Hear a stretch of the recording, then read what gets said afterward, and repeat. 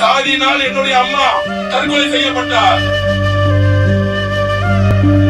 போன இடத்துல வறுமை, கடன், பொருளாதார சூழ்நிலை என் கண் முன்னாடியே தற்கொலையில இருந்தாங்க. என் கண் முன்னாடி 5 வயதில் என்னுடைய தாயோடைய சாவை பார்த்தவன் நான். 5 வயதில் இருந்து பார்த்தவன் நான். அங்கிருந்து உருவாக்கப்பட்ட தனிமை. 13 வயதில் என்னுடைய ஆசிரியர் என்னுடைய நூலகத்தில் உட்கார வச்சார். என்னுடைய கோபங்கள், சமூகத்தில் மேற்பட்ட கோபங்களை மாற்றினார்.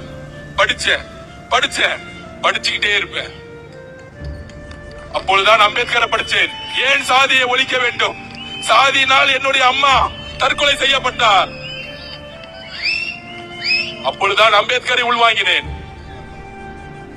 பெரியாரை உள்வாங்கினேன்.